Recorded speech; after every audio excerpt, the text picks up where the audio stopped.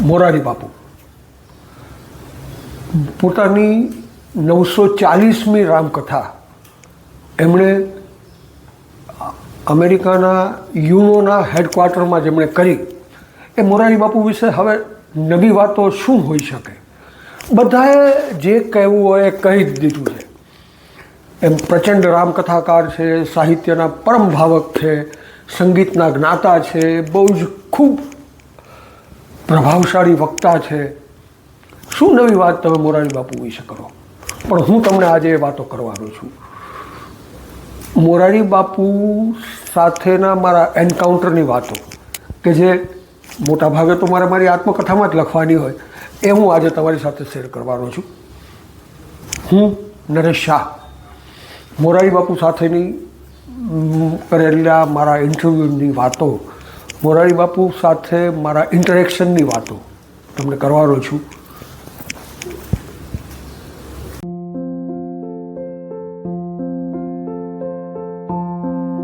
મોરારી બાપુના સૌથી વધુ ઇન્ટરવ્યૂઝ કરનારો નરેશ શાહ અત્યારે તમારી સમક્ષ છે. દોસ્તો, આ દાવો હું બહુ જ વિચારીને કરી રહ્યો છું. એટલા માટે કરી રહ્યો છું કે મેં જે અરસામાં એટલે કે 1990થી 2006 સુધી જર્નલિઝમ કર્યું એમાં એક મોટો સમયકાલ એવો હતો કે મોટાભાગે રૂબરૂ મળવું પડે. અને અભિયાન મેગેઝિનમાં હું 14 વર્ષ સુધી બ્યુરો ચીફ જેવો હોદ્દો હતો મારો. અને મોરારી બાપુ મારા પોર્ટફોલિયો ગણાતા હતા. કાંઈ પણ હોય તો મારે મોરારી બાપુને મળવાનું આવે. એ રીતે પણ મેં મોરારી બાપુના ખૂબ ઇન્ટરવ્યૂ કર્યા છે. પણ મારે આજે તમને વાતો કરવી છે આવા બધા ઇન્ટરવ્યૂ દરમિયાન કેટલીક રસપ્રદ ઘટનાઓ બની હતી એની વાત કરવી છે. સૌથી પહેલો મેં ઇન્ટરવ્યૂ મોરારી બાપુનો મને યાદ છે 474મી કથા, પુષ્પક કથા.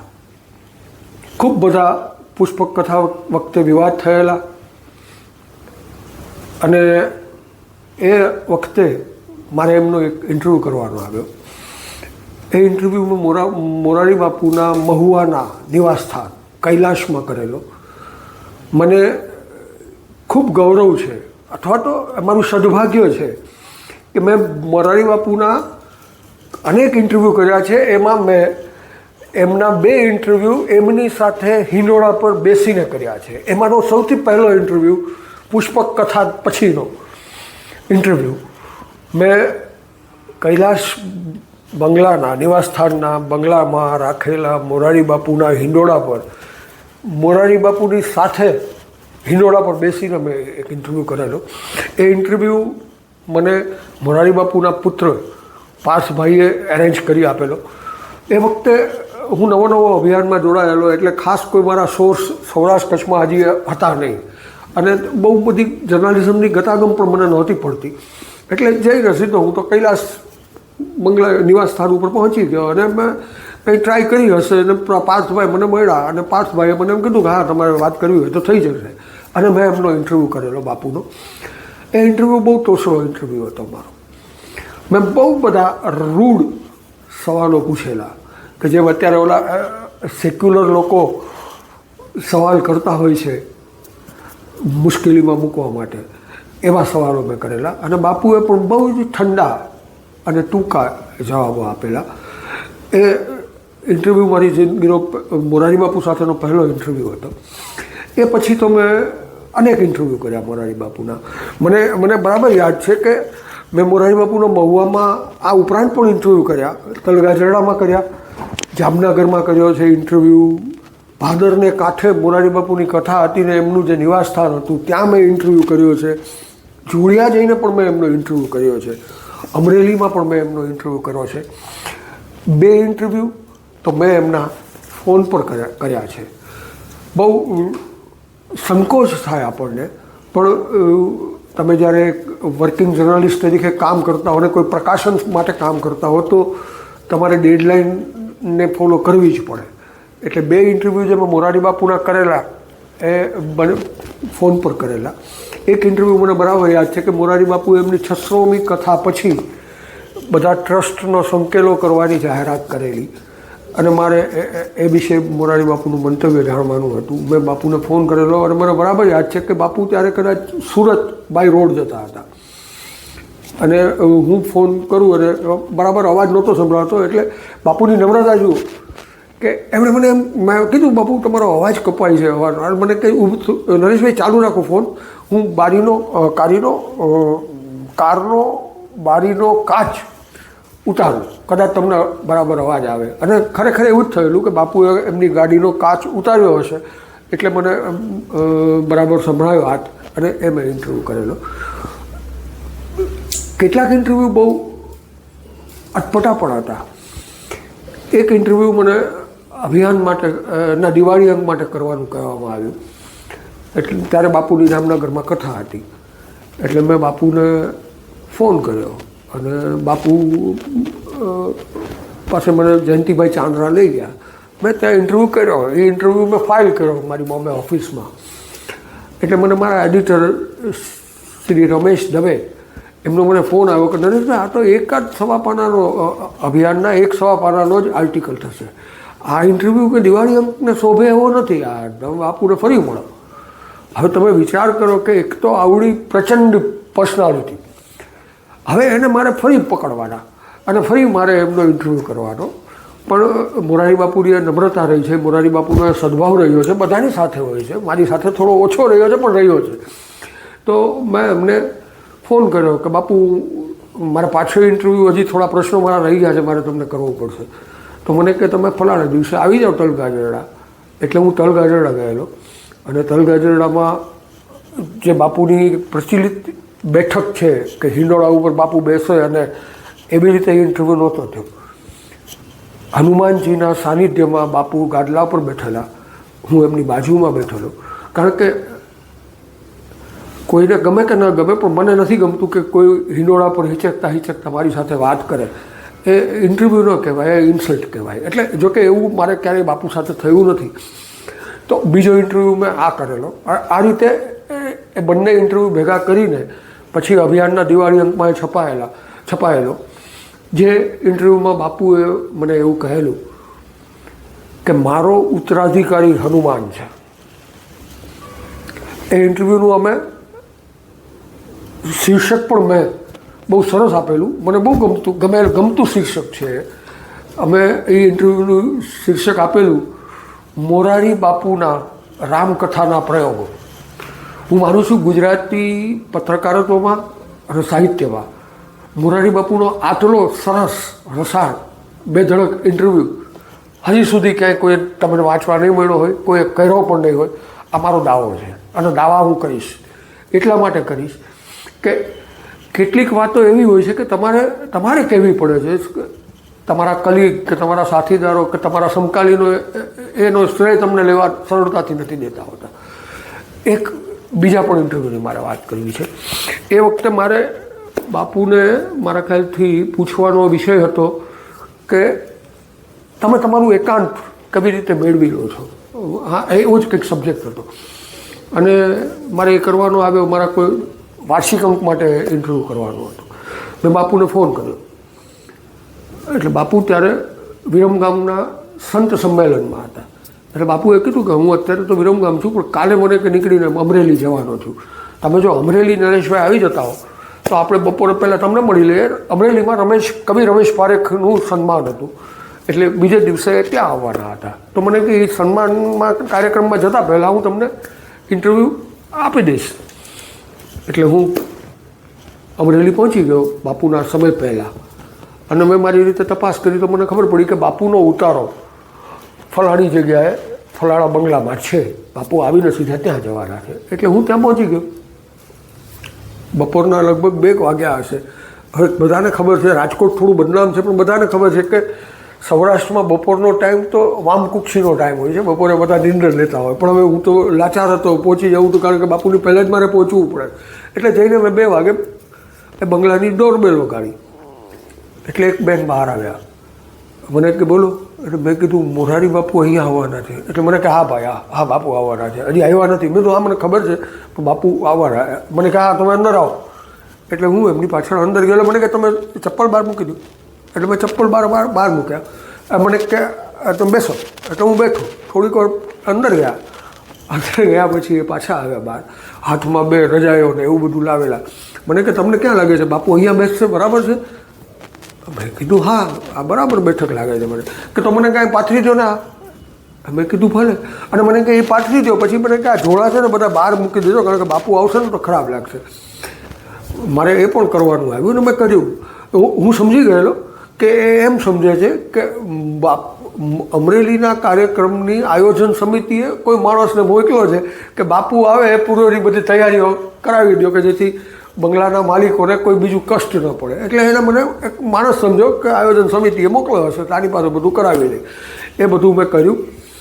એ પછી બાપુ આવ્યા એટલે તરત જ અમે આમનો સામનો થયો અમારો. એટલે કે નરેશભાઈ તમે આવી ગયા છો? કહ્યું તો હા બાપુ આવી ગયા છે. એટલે એ બંગલામાં પણ બહાર હિંડોળો હતો. એટલે બાપુ ત્યાં બેઠા. મને કે આપણે પહેલાં મળી જ લઈએ. હું પણ એમની બાજુમાં બેઠો. આ મારો કદાચ ત્રીજો પ્રસંગ છે કે જ્યારે બાપુના હિંડોળામાં બાપુની બાજુમાં બેસીને મારે વાત કરવાની આવી. મારું સદભાગ્ય જ છે. આવા સદભાગ્યો બાપુની રામકથામાં પોતા ફૂલ છે ને એક ફ્લાવર છે ને એવું કહેનારા લોકોને મળતા હોય તો આનંદની વાત છે, ન મળતા હોય તો કાંઈ અફસોસ કરવાની વાત નથી. કારણ કે એક જર્નલિસ્ટ તરીકે જે સ્ટેટસ મળવું જોઈએ મને નહીં, પત્રકારત્વના હોદ્દાને, એ મને હંમેશા મોરારી બાપુએ આપ્યું છે. એ હિંડોળા પર હું ને મોરારી બાપુ બેઠા. અહીંયા એક બહુ રસપ્રદ બનાવ બન્યો છે. એટલે મારી અને મોરારી બાપુની વાતચીત ચાલુ થઈ. મેં કંઈક એકાદ સવાલ બાપુને કર્યો. ત્યાં બાપુના કાફલામાં જે લોકો આવેલા એમાંથી બધા અંદર જતા હતા, અમે બહાર હતા ને ધીરે ધીરે બધા અંદર હોલમાં જતા હતા. એમાંથી એક ભાઈ બહાર આવીને બાપુને ચેતવવા માંડ્યા કે બાપુ આમનું ધ્યાન રાખજો, આ પછી ગમે ત્યારે ગમે એ લખી નાખે છે. એ હરીશચંદ્ર જોશી હતા. એટલે મેં હરીશભાઈને કીધું, મેં કીધું કેમ તમે એવું બોલો છો ભાઈ? મેં એવું શું લખી નાખ્યું? એટલે એમણે મને એમ કીધું કે તમે પછી આમ લખી નાખ્યું છે ને તમે આમ લખ્યું હતું ને તમે ફલાણા છાપામાં તો આ લખ્યું હતું. એટલે હકીકત હતી કે મેં લખ્યું છે, એમાં કોઈ સવાલ જ નથી. કારણ કે મોરારી બાપુના સૌથી પહેલાં અસ્મિતા પર્વમાં હું ગયેલો. આ જ હરીશચંદ્ર જોશીએ મને ત્યારે રઘુવીરભાઈ ચૌધરી અને ભોળાભાઈ પટેલ સાથેનો રૂમ ફાળવેલો અને હું ત્યાં 3 દિવસ રોકાયેલો. એ પછી આ સાહિત્યકારો બાપુની સેવામાં કેવા હતા, બાપુની કેવી ચાપલુસી કરતા હતા, બાપુની ઉપર કેવા ઓળઘોળ હતા, એના વિશે લખવાનું મને કોઈ બીજા એડિટરે કહેલું. એ એડિટર માટે પણ મને એટલો જ આદર હતો અને હું એમની દરેક વાતોને માન્ય પણ રાખતો. એ જમાનામાં થોડી કાચી સમજ હતી. થોડી એમ હતું કે ભાઈ આપણે જેને ગુરુસ્થાને મૂક્યા છે એ આપણને કે આપણે કરવું જોઈએ, કારણ કે એ તો બહુ વ્યાજબી જ વાત કરતા હોય અને બહુ જેન્યુન વાત કરતા હશે. એટલે એમણે મને કીધેલું, એમ મેં લખેલું. ત્યાર પછી મેં કોઈ એમને પણ ગુરુપદેથી ખસેડી દીધા છે. હવે મારા સિનિયર છે પણ ગુરુપદે મેં કોઈને રાખ્યા નથી. હું રાખતો નથી, મારે જરૂર પણ નથી. પણ એ ગુરુપદે જે પત્રકાર તંત્રી મહોદય હતા એમણે મારી પાસે એ લેખ લખાવેલો. એ લેખ મેં લખેલો. એટલે હરીશચંદ્રભાઈ બાપુને ચેતવતા હતા કે ભાઈ નરેશભાઈ કહે છે તમે ધ્યાન રાખજો બોલવામાં, બાપુ નરેશ શાહ ગમે ત્યારે ગમે તે વસ્તુ ગમે એમ લખી નાખશે. અને એટલે મારે હરીશભાઈ સાથે દલીલ કરવી પડી અને મેં એમ કીધેલું કે હરીશભાઈ એ લેખ મારી પાસે જે તંત્રીએ લખાવેલો ને એને તમે ફોરેન ફરવા તમારી રામકથાની ટૂરમાં લઈ ગયા છો. તમારે એને કહેવાય, મને ન કહેવાય કે તમે આવો લેખ કેમ લખાવ્યો. એને તો તમે તમારી ગુડ બુકમાં લઈ લીધા છે. હવે આટલું તું મેં ચળભળ અમારા વચ્ચે થઈ એટલે બાપુએ તરત જ વચ્ચે પડ્યા અને બાપુએ હરીશને કીધું હરીશ તું અંદર જા, નરેશભાઈ તમે પૂરું કરો, આપણે કોઈ લાંબી વાત નથી કરવી, જવા દો.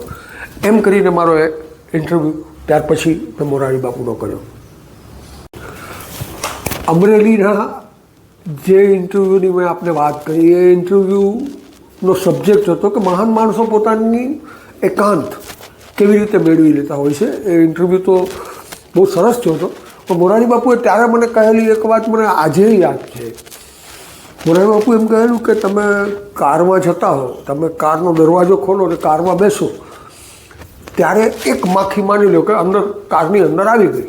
તમે દરવાજો બંધ કરી દીધો, કાચ બંધ કરી દીધા, તમારી ગાડી નીકળી. પહેલાં ગાડી સ્થિર ઊભી હતી ત્યારે માખી અંદર આવી ગઈ છે અને ગાડી પછી 120 કિલોમીટરની સ્પીડ પર જતી હોય તો કંઈ અંદર રહેલી માખી કાચ સાથે અથડાઈ જતી નથી. એ માખી પોતાનું એકાંત અને પોતાનું અસ્તિત્વ ટકાવી રાખવા માટેનું બેલેન્સ અંદર જ પસંદ કરી લે છે. That's it. આ જીવનની આ એવી ગહેરી સચ્ચાઈ મોરારી બાપુએ ઇન્ટરવ્યૂમાં મને કહેલી કે આપણે એમાંથી આપણને એમ થાય કે આપણને તો આમાં એક પ્રોપર જીવન દર્શન મળી ગયું. આવા ઇન્ટરવ્યૂ કરવાનું સતત સદભાગ્ય મને 2007 કે 8 સુધી મળ્યું છે. 1994થી 2007 ને 8 સુધી 2 ઇન્ટરવ્યૂ તો બહુ રસપ્રદ વિષયના હતા. એક મેં બાપુને પૂછ્યું હતું સુખ વિશે. ભાદરના કાંઠે જયંતિભાઈ ચાંદ્રાએ મારી મુલાકાત ગોઠવી દીધેલી બાપુ સાથે. તો ભાદરના કાંઠે હું બાપુને સુખ વિશે વાતો કરેલી અને ત્યારે બાપુએ કીધું હતું કે પૈસાથી સમૃદ્ધિ આવે, સુખ તો અંદરથી આવે. ખાલી ખિસ્સામાંથી પણ સુખ તો પ્રગટ થઈ શકે.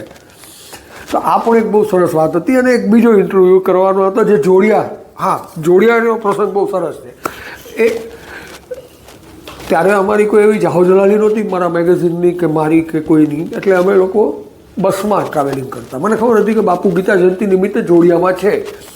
એટલે મેં પહેલાં ફોનથી વાત કરી કે બાપુ હું બપોરે આવું છું, મારે તમારો ઇન્ટરવ્યૂ કરવો છે. બાપુ કે આવી જાઓ. હવે થયું એવું કે મને જે બસ મળી એ લોકલ બસ મળી ગઈ હતી. હવે લોકલ બસ મળવાના કારણે બેસી તો ગયો હું વહેલે પહોંચવાની લાઈનમાં, પણ પછી મને સમજાણું કે કદાચ હું મેં કીધું છે એ ટાઈમે બાપુ નહીં પહોંચાય તો.